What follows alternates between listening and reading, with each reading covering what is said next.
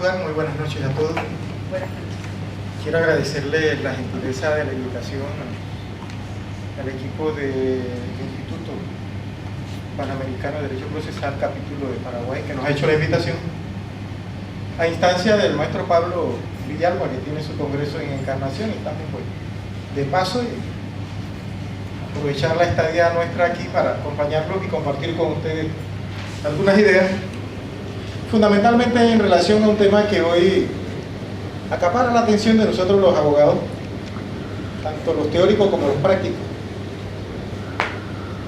la operatividad de principios y reglas en la tutela jurisdiccional de los derechos fundamentales, lo cual se me hace imprescindible entrar con el nuevo modelo de tutela jurisdiccional de los derechos. Uno de los aspectos a resaltar es el hecho que tenemos que partir que la transformación de la teoría política, de la teoría constitucional y de la teoría jurídica contemporánea parte del constitucionalismo de la segunda posguerra. Ustedes, en lo particular Paraguay, a partir del 92, que declaran el Estado Social, con ello implica una transformación profunda en el entendimiento de estas disciplinas que hoy hacen tránsito también a la transformación del derecho procesal, que vamos a ver. Por eso hablar hoy, o hablar en los tiempos modernos, para ser más correcto, de la operatividad de principios y reglas es uno de los aspectos sustanciales de la práctica judicial, no solo constitucional, sino también de la justicia ordinaria. Por ello, imaginémonos nada más que, culminada la Segunda Guerra Mundial, con el nuevo constitucionalismo que aparece, deriva fundamentalmente de una nueva estructura internacional que se estableció, la Organización de Naciones Unidas con su Carta Constitutiva. Inmediatamente después, la Declaración de los Derechos del Hombre y del Ciudadano de la ONU, que convoca a todos los Estados miembros de la ONU a adecuar sus instrumentos jurídicos nacionales a esa Declaración de Derechos. Ello trae como consecuencia, inmediatamente, entendamos este fenómeno en Europa, la Convención Europea de los Derechos Humanos, que produce la Corte Europea de los Derechos Humanos. En África, incluso, la Convención Africana, que produce un sistema jurisdiccional internacional. En América, la Convención Americana de los Derechos Humanos, que trae como consecuencia la Corte Interamericana de los Derechos Humanos. Ese es un nuevo modelo de orden jurídico que va transformando a nivel nacional los ordenamientos jurídicos. Y hoy se habla incluso como perfeccionamiento de ese modelo de la constitucionalización de los ordenamientos jurídicos. Pudiéramos hablar de un conjunto de instrumentos que dan inicio, no vamos a contar tantos en ello: la Declaración Universal de los Derechos, la Declaración Americana de los Derechos y Deberes, el Pacto Internacional de los Derechos Civiles y Políticos, los protocolos, la Convención contra la Tortura, en fin, un conjunto de instrumentos internacionales que hoy tutelan los derechos fundamentales. Antes de entrar a hablar de principios y reglas, que es lo que nos tiene aquí, y que vamos a ver ese cambio paradigmático del Estado liberal frente al legalismo, al Estado constitucional, y entramos entonces en el constitucionalismo de los derechos, ¿cómo se produce ese cambio paradigmático? Buenas noches, mi estimado profesor Jorge Alejandro Amaya, es un gusto saludar. Un abrazo inmenso. Cuando se crean estos convenios, estas convenciones internacionales, surge una justicia internacional. En Europa surge una justicia internacional, en África surge una justicia internacional, en América, que va moldeando las nuevas instituciones jurídicas y va casi obligando a los estados a transformar sus ordenamientos constitucionales. Por eso decíamos punto de partida que hay una transformación de la teoría política, la teoría constitucional y la teoría jurídica, que hoy va a incidir en la transformación de la teoría del proceso. Un tema álgido. A los procesalistas no nos gusta tanto.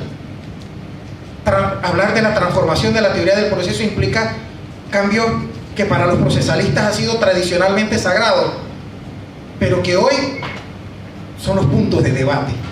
Algunos de acuerdo, otros no estamos de acuerdo, pero lo que sí es que está en la mesa del debate. El activismo ha impuesto el control difuso de convencionalidad en los jueces. El Estado liberal, el Estado de leyes, el imperio de la ley. Cuando se produce el Estado constitucional después de la Segunda Guerra Mundial, el cambio paradigmático del Estado liberal de derecho, el imperio de la ley, al Estado constitucional, social y democrático de derecho, que tienen ustedes a partir del 92, implica un cambio profundo en la interpretación del derecho y en la aplicación del derecho. Porque ello pudiéramos hacer referencia al derecho procesal propiamente y tendríamos que hablar que la operatividad era simplemente un problema de reglas, que después, la década de los 50, de los 60 del siglo pasado, se produce también un profundo debate en materia lógica. Y miren que la Segunda Guerra Mundial es tan transformadora y el surgimiento del derecho que surge del armisticio es tan transformador que los mismos pensadores van moldeando y cambiando el método de entender, de interpretar y de aplicar el derecho. Una de las primeras cosas que surgió después de las constituciones sociales de Europa fueron los autores que iniciaron entonces a entender ese fenómeno, y surge lo que se ha conocido como la lógica matemática. Un libro referente, Ulrich Klug, Lógica Jurídica, donde se quiso aplicar la lógica matemática al derecho. Pero también surge de von Wright. Miren los autores que van iniciando, hablan entonces de la lógica de las normas. Por ahí está Stephen Tullman, que tenemos los abogados. Leer estas nuevas concepciones implica para nosotros los procesalistas una transformación en nuestro método de pensar, no solamente en función de la forma y de la regla del derecho, que es el código, a lo cual estamos acostumbrados los procesalistas, a estar inmersos en el código. Y no levantamos la cabeza del código. Una segunda generación, por eso incluso la lógica operativa de Tullman, que viene a ser el cierre de los años 50, de manera muy profunda, hace también una transición al siguiente estado de los pensadores filosóficos, lo que se llama el estándar de la teoría de la argumentación, y aparece Robert Alexis y todo lo demás que hoy estamos estudiando con profundidad, siguen Ferrajoli y todas estas nuevas tendencias. Es precisamente cómo entender el fenómeno del Estado liberal de derecho al Estado constitucional, la interpretación y la aplicación del derecho. ¿Por qué? Porque es que esta transición implicó un cambio de paradigma en cuanto a reglas y principios. Lo que antes era la justicia de reglas pasa frente al Estado constitucional a imponer una cuestión de principios. Si nosotros hablamos que en el Estado liberal lo que imperaba era la ley, pero que después de la Segunda Guerra Mundial pasamos entonces a entender el imperio de la Constitución, y hoy miren por dónde vamos hablando de neoconstitucionalismo, nuevas corrientes del pensamiento que implican también, por eso les decían antes, que todas estas teorías están transformando el conocimiento del derecho, y hoy hablamos incluso de neoprocesalismo. Si no estamos al tanto de estas nuevas corrientes de pensamiento, nos vamos quedando rezagados en el análisis tanto de la Constitución como interpretar la ley.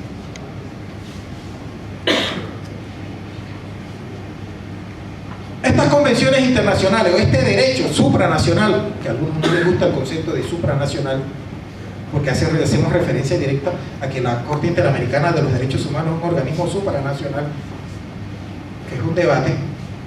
Soy sincero, todavía no lo entiendo, porque es que si nosotros entendemos que después de la Segunda Guerra Mundial nace la ONU, la Carta Constitutiva de la ONU, la Declaración de Derechos de la ONU, donde se llama a que todos los Estados miembros actualicen sus instrumentos internacionales a esa Declaración Internacional de Derechos y surgen las convenciones europea, africana, americana, las cortes internacionales, la justicia internacional. Hoy creo que los constitucionalistas y los abogados rasgamos las vestiduras por decir, ¿cómo es que vamos a aceptar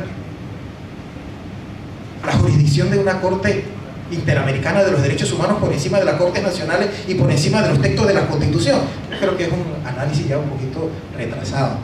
O reaccionamos tarde, cuando debimos haber reaccionado para la firma de esos convenios, porque en el momento en que el Estado Nacional firmó esas convenciones, estaba cediendo la soberanía nacional en función de jurisdicciones internacionales protectoras de los derechos humanos. Entonces hoy plantearnos que reaccionamos, ¿por qué tenemos que aceptar la jurisdicción de la Corte Interamericana? Que tiene audiencia mañana y pasado aquí. Yo creo que es un argumento tardío, una reacción tardía, lenta, un internet lento. El nuevo modelo de interpretación y aplicación va hoy unido a la argumentación, por eso las nuevas tendencias del estudio del derecho a la interpretación es la argumentación. Y hay eventos académicos no solamente en Europa sino también en América Latina. Ya hoy las universidades están en la búsqueda de establecer especializaciones, maestrías en cuanto a la argumentación, porque hay que entender cómo unificar el texto de la Convención Interamericana de los Derechos Humanos, los fallos de la Corte Interamericana con las Cortes Nacionales y los fallos de las Cortes Nacionales, y encima los ordenamientos codificados. ¿Cómo enlazar todo ese fenómeno en la función y en la operatividad de la Administración de Justicia? Y estamos abogados, litigantes, jueces, fiscales, académicos, ensalzados en este debate hoy día, porque todo tiene que ver hoy con la argumentación. La constitucionalización del proceso del control constitucional y convencional de la justicia. El fenómeno de la constitucionalización hoy ha terminado con lo que otrora fue el derecho procesal clásico, un derecho de reglas, en donde el operador de justicia tenía en su escritorio el código de procedimiento civil, penal, laboral, y lo que decía el código era lo que se aplicaba. No volteábamos el texto de la Constitución, no había instrumentos internacionales que atender y que obedecer. Hoy el fenómeno cambió. Y hoy el operador de justicia, el abogado, simplemente tiene que atender no solo al control de constitucionalidad ahora, sino también al control de convencionalidad. Y eso opera como principios frente a la regla del Código de Procedimiento. ¿Cómo vamos a amalgamar ese fenómeno en la práctica judicial de todos los días? Control constitucional y convencional, el paradigma. Por eso decíamos, la justicia penal en los modelos acusatorios de hoy, al amparo del Estado contemporáneo, ha dejado de ser una simple aplicación de reglas o una simple ejecución de legalismo para transformarse en un ejercicio constitucional y supranacional. El concepto de supranacional es debatible. Hay algunos que lo aceptan, otros que lo detestan por algunas razones ideológicas, y fundamentalmente lo que hemos sido formados en la escuela liberal del derecho o en el constitucionalismo liberal. Estos conceptos son un poco odiosos, afectivos algunos, odiosos otros, y que implica hoy el control constitucional y el control difuso de convencionalidad en manos de jueces y tribunales ordinarios, lo que no era común, y lo que incluso va en contra de la teoría de Kelsen, porque Kelsen hablaba de otro modelo, de un modelo concentrado, especializado. Hoy el control difuso de convencionalidad, el control difuso de constitucionalidad es un modelo anti-kelseniano.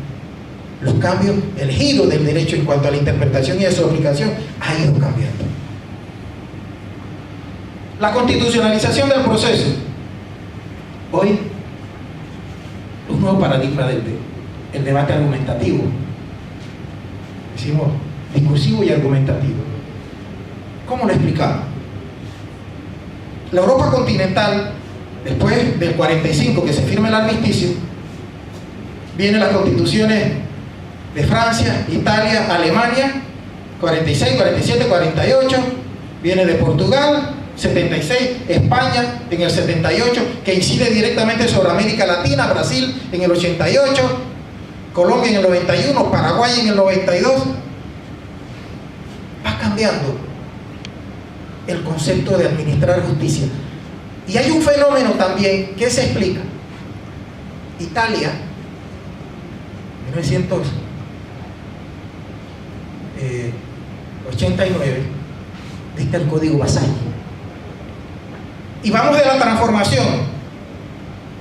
Y se desecha el modelo tradicional de justicia inquisitiva mixta y entramos en el escenario de la justicia acusatoria, oral, pública y adversarial. Y ese fenómeno entonces se va trasladando. ¿Pero por qué se da ese fenómeno? Que ustedes lo tienen, el modelo ya acusatorio. Porque es que se entendía que si habíamos transitado del Estado liberal al Estado constitucional, y el Estado liberal podemos hablar del Código Rocco de la década del 30, sus transformaciones en la década del 50, que quiso adaptarse al nuevo modelo de Estado constitucional y social, pero era imposible, porque era un código, algunos lo consideran directamente fascista, otros simplemente autoritario, pero en fin, que era antagónico con el nuevo modelo de Estado social que es garantista. Por eso hoy todos los estados o todos los países que han hecho la transición del Estado liberal al Estado constitucional han transitado o están transitando, como el mío, hacia los modelos de justicia acusatoria garantista, porque se compagina con el nuevo modelo de Estado constitucional. Y el nuevo modelo de Estado constitucional trae, entre otros, la promesa de la tutela jurisdiccional efectiva de los derechos fundamentales. Y el modelo acusatorio mixto, el inquisitivo mixto, jamás pudo tutelar efectivamente los derechos fundamentales, ni siquiera los atendió bajo esa concepción. Por eso el Estado constitucional y social tiene un compromiso, y todos los estados que han girado hacia ese modelo de Estado están girando entonces hacia los modelos acusatorios, orales, adversariales, ya no solamente en lo penal, sino también en lo civil, en lo laboral, en lo mercantil, porque va acotejado o aparejado con el modelo de Estado. ¿Por qué hablamos hoy del imperativo de tutela de los derechos fundamentales? Bueno, porque es que cuando firmamos estas convenciones nuestros países hicieron un compromiso. Nada más tenemos que darle lectura a los artículos 1 y 2 de la Convención Interamericana de los Derechos Humanos para ver el imperativo que ello implica para el Estado y la administración de justicia de los Estados nacionales. Algunos lo estamos cumpliendo, otros no lo estamos cumpliendo. Uno de los grandes conflictos hoy es la ejecutoriedad de la sentencia de la Corte Interamericana de los Derechos Humanos. Si hacemos un análisis estadístico de los fallos, la mayor parte de las sentencias de la Corte Interamericana están incumplidas, no se cumplen. Es un fenómeno que los académicos tenemos que entrar a analizar, los políticos también, y que tal vez algunos nos estamos echando fresco sobre esa materia, y en algún momento se tendrá que profundizar del por qué nuestros países están incumpliendo las sentencias de la Corte Interamericana de los Derechos Humanos. La mayoría está sin cumplimiento.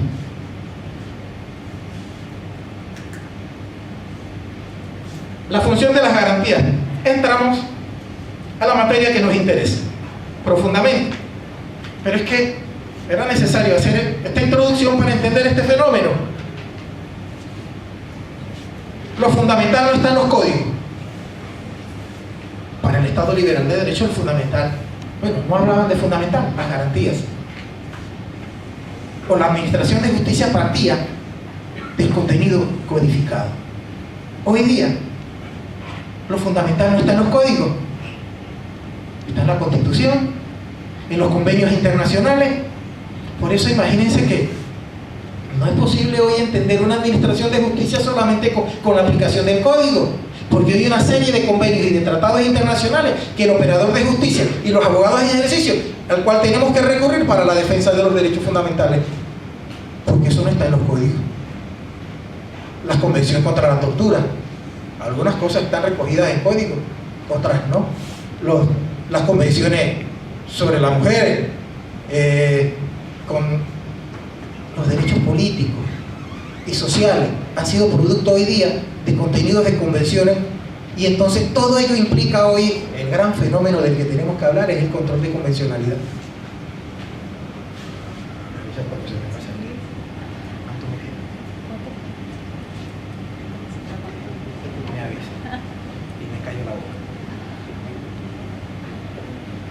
¿Qué es un principio? Si venimos a hablar de la operatividad entre principios y reglas, Vamos a empezar a ver si podemos identificar una cosa y la otra. Bajo la tendencia moderna, ¿qué es un principio?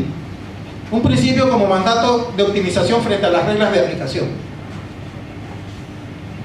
Y este contexto es trascendental. Los principios son mandatos de optimización que en la función de interpretar, aplicar y argumentar la norma legal y procedimental al caso que se juzga operan como fundamento axiológico constitutivo del enunciado normativo fundamental, palabra incluso de Kelsen, enunciado normativo fundamental, que sirve de sustento y cuya realización depende de las posibilidades reales y jurídicas del caso que se juzga. Pero vamos a hacer el cotejo, que es una regla.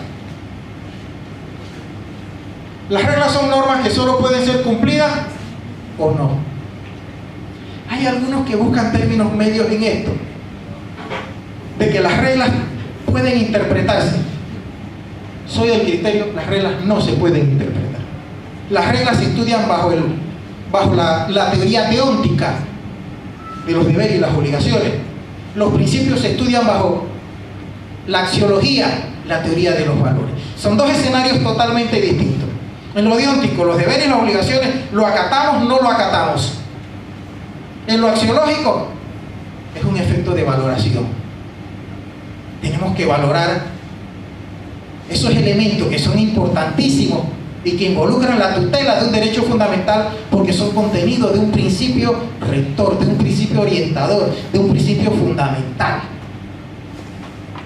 Los principios se interpretan, las reglas se aplican o no se aplican.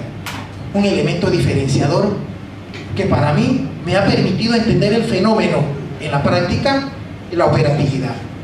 Volvemos al principio. Un principio son mandatos de optimización que en la función de interpretar, aplicar y argumentar la norma legal y procedimental el caso que se juzga operan como fundamento axiológico. Ello implica un mandato de optimización, un mandato para cumplirlo en la mayor o menor posibilidad, atendiendo a las alternativas fácticas y jurídicas del caso que se juzga. Vamos a ver por qué lo definimos en esos términos, en ese contexto.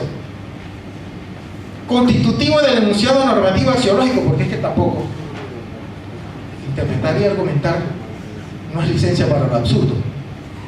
Hay un elemento de racionalidad fundada. Es como cuando los operadores de justicia dicen en su texto de resolución de sentencia, según las reglas de la sana crítica, y ustedes al final buscamos en la sentencia, bueno, ¿qué regla de la sana crítica se está refiriendo el operador? ¿Cuál es?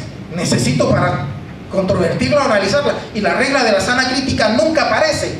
Un argumento del absurdo, porque es que y las reglas de la sana crítica se tienen que argumentar, se tienen que establecer en base a qué regla de sana crítica, porque la lógica es mentira, que es una teorización abstracta, es lógica y tiene principios fundamentales y son 4, pero en base a qué regla de la sana crítica. No, acá tampoco es un argumento para el absurdo hablar de que son principios de mandato de optimización que en función de interpretar y aplicar y argumentar la norma legal y procedimental del caso que se juzga operan como fundamento axiológico constitutivo del enunciado normativo fundamental, que sirve de sustento y cuya realización depende de las posibilidades reales jurídicas del caso. Porque el cuestionamiento podría suceder, es que las reglas también, su aplicación, van a depender de las alternativas fácticas y jurídicas del caso. Sí, pero en cuanto a la aplicación, no en cuanto a la interpretación. Porque usted, un mandato, imaginémonos nada más el supuesto del mandato de obediencia debida, es una regla. Yo doy una orden como un superior, mi orden de superior no es cuestionable, usted la cumple porque la cumple. Solamente hay un elemento por el cual un superior no puede cumplir una regla mía, y es que mi orden implique la afectación de derechos fundamentales al momento de su ejecución. Porque el ser humano al que le estoy dando una orden no es un robot, también valora, y de todos debemos entonces valorar los derechos fundamentales. Y si mi orden atenta en su ejecución contra un bien fundamental, al quien le estoy dando la orden tiene derecho a no cumplirla. Entonces en ese caso, por eso, no interpretarla, bueno, no, es que yo no la voy a cumplir en su totalidad, nada más la voy a cumplir en parte. No, es allí donde está el conflicto. Las reglas no se interpretan, las reglas se cumplen o no se cumplen. En lo absoluto, el principio se interpreta, porque el principio está integrado por valores. Esos valores incluso en un momento determinado pueden entrar en conflicto.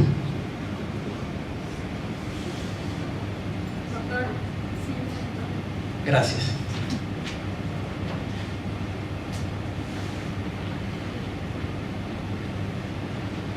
Hoy, el imperativo de la constitucionalización del orden jurídico es una teoría nueva que implica que el operador de justicia y nosotros los abogados, cuando aleguemos derechos, debemos partir del texto de la Constitución, del texto de la Convención, y hoy hablamos del bloque de constitucionalidad como una estructura unificada para los efectos de sustentar los derechos fundamentales de nosotros los ciudadanos. O ese es el principio cuando nosotros hablamos de la constitucionalización del orden jurídico. Por eso se ha complementado hoy día el bloque de la constitucionalidad, del cual podemos partir, pero ello implica un contenido argumentativo.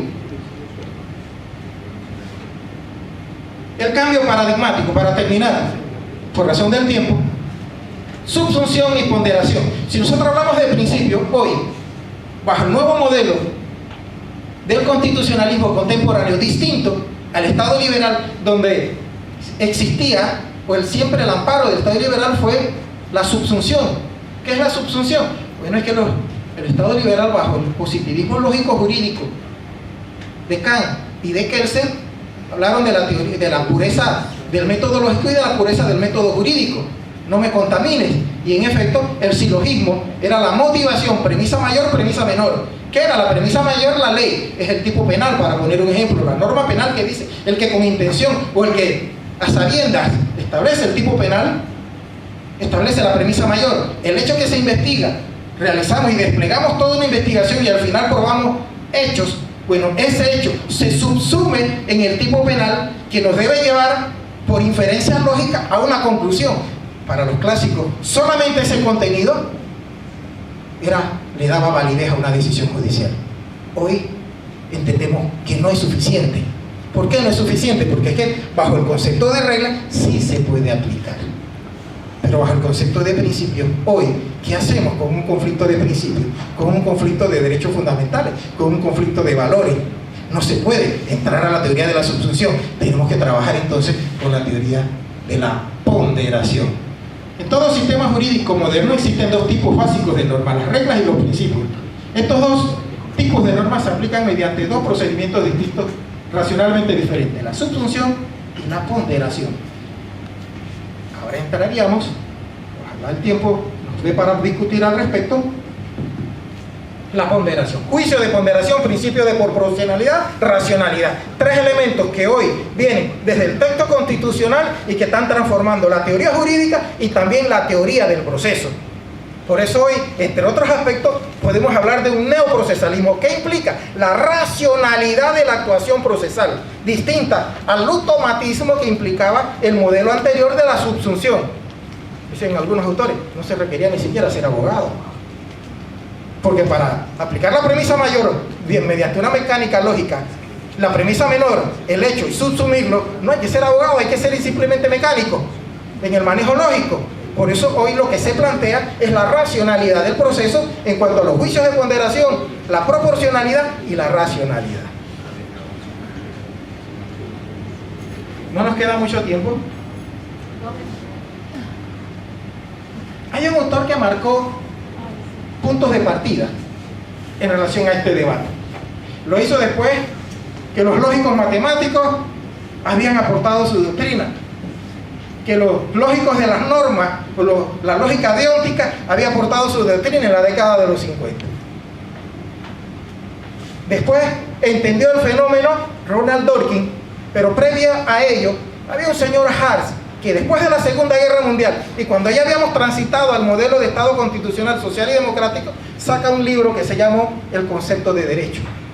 Y en el concepto de derecho dice Hartz, después de la Segunda Guerra Mundial, que la justicia seguía siendo un problema de reglas. El alumno Ronald Dworkin dice: espérese, maestro, espérese, hemos terminado la Segunda Guerra Mundial, se creó la ONU, Se pidieron los derechos fundamentales, jurisdicciones internacionales, un nuevo constitucionalismo. No, la justicia ya no es un problema simplemente de reglas. Hemos transitado de la justicia de reglas a la justicia de principios, y por eso hoy se habla precisamente de la justicia de principios. Y frente a esa interpretación, sacó el fenómeno de la solución a los casos difíciles y deja un mensaje, con él quiero terminar.